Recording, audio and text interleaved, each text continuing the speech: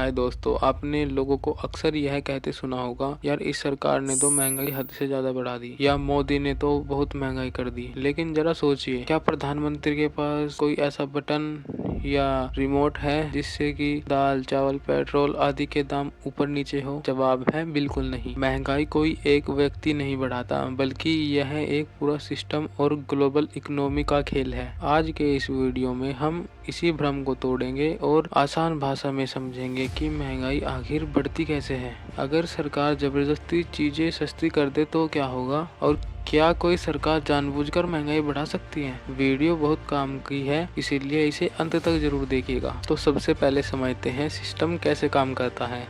महंगाई को समझने के लिए आपको अर्थव्यवस्था के दो सबसे बड़े नियम समझने होंगे, डिमांड और सप्लाई और ग्लोबल फैक्टर। तो उसमें सबसे पहले हम समझेंगे डिमांड और सप्लाई का खेल क्या होता है। मान लीजिए मार्केट में 100 किलो टमाटर है और खरीदने वाले 50 लोग हैं। टमाटर सस्ता रहेगा, लेकिन अचानक बेमौसम बारिश से फसल खराब हो जाए और मार्केट में सिर्फ 10 किलो टमाटर बचे, जबकि खरीदने वाले अभी भी 50 है। अब दुकानदार उसी टमाटर का दाम बढ़ा देगा। इसे कहते हैं सप्लाई कम होना। अब इसमें कोई भी सरकार क्या कर सकती है? वो टमाटर खेत में खुद तो नहीं उगा सकती ना। अब समझते हैं ग्लोबल फैक्टर। भारत अपनी जरूरत का लगभग 80 से 85% का कच्चा तेल विदेशों से खरीदता है। जब दुनिया में कहीं युद्ध होता है तो इंटरनेशनल मार्केट में तेल महंगा हो जाता है। अब जब तेल महंगा होगा तो ट्रक का भाड़ा महंगा होगा,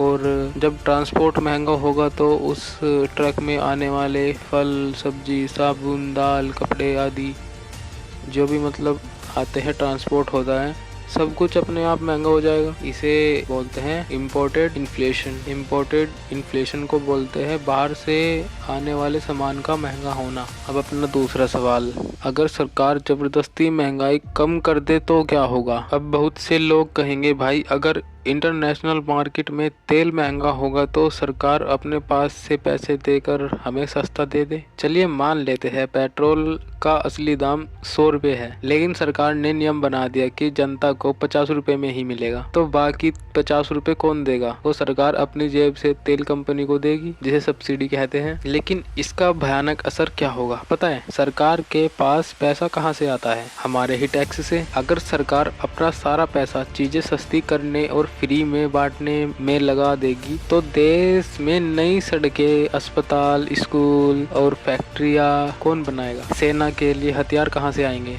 जब सरकार अपनी कमाई से ज्यादा पैसा खर्च करने लगती है तो देश कर्जे में डूब जाता है। और इसका सबसे बड़ा और ताजा उदाहरण है हमारे पड़ोसी श्रीलंका और पाकिस्तान और साउथ अमेरिका का देश वेनेजुएला, जहाँ सरकार ने जनता को खुश करने के लिए सब कुछ सस्ता किया और आज वहाँ इकोनॉमी पूरी तरह तबाह हो चुकी है। यानी जबरदस्ती सस्ती की गई चीजें भविष्य की सबसे बड़ी महंगाई का कारण बनती है। अब तीसरा पॉइंट समझते हैं, क्या सरकार जानबूझकर महंगाई बढ़ा सकती है? देखिए, कोई भी सरकार यह कभी नहीं चाहेगी कि महंगाई बढ़े, क्योंकि महंगाई बढ़ने का मतलब है चुनाव हारना। जनता सीधे वोट से जवाब देती है। लेकिन हाँ, कुछ मामलों में सरकार कड़े फैसले लेती है, जैसे किसी चीज पर टैक्स या एक्साइज ड्यूटी बढ़ा देना। सरकार ऐसे इसलिए करती है ताकि उसे देश के इंफ्रास्ट्रक्चर, हाईवे, रेलवे, डिफेंस को मजबूत करने के लिए पैसा मिल सके। यह शॉर्ट टर्म में तो हमें महंगाई लगता है, लेकिन लॉन्ग टर्म में यह देश की इकोनॉमी को मजबूत करता है। एक और तरीका जिससे महंगाई जानबूझकर बढ़ सकती है वो है नोट छापना। अगर सरकार सोचे कि चलो खूब सारे नोट छाप कर सबको अमीर बना देते हैं तो पैसे की वैल्यू 0 हो जाएगी। जिम्बाब्वे में ऐसा ही हुआ था, जहाँ लोग ब्रेड खरीदने के लिए भी झोला भरकर नोट ले जाते थे। तो दोस्तों, निष्कर्ष यह है कि महंगाई किसी नेता के हाथ का खिलौना नहीं, बल्कि यह एक ग्लोबल मार्केट, सप्लाई चेन और इकोनॉमी का एक जटिल पहिया है। अगर सरकार, रिजर्व बैंक, आरबीआई के साथ मिलकर इस पहिए को बैलेंस ना करे तो देश की अर्थव्यवस्था पटरी से उतर सकती है। उम्मीद है आपको इकोनॉमी का यह सिस्टम आसान भाषा में समझ आया होगा। अगली बार जब कोई कहे तो उसे यह वीडियो जरूर शेयर कीजिएगा। आप इस पूरे सिस्टम के बारे में क्या सोचते हैं मुझे कमेंट में ज़रूर बताइए। वीडियो पसंद आए तो लाइक करें और शेयर करें, हमारा चैनल सब्सक्राइब करें। मिलते हैं नेक्स्ट वीडियो में। जय हिंद।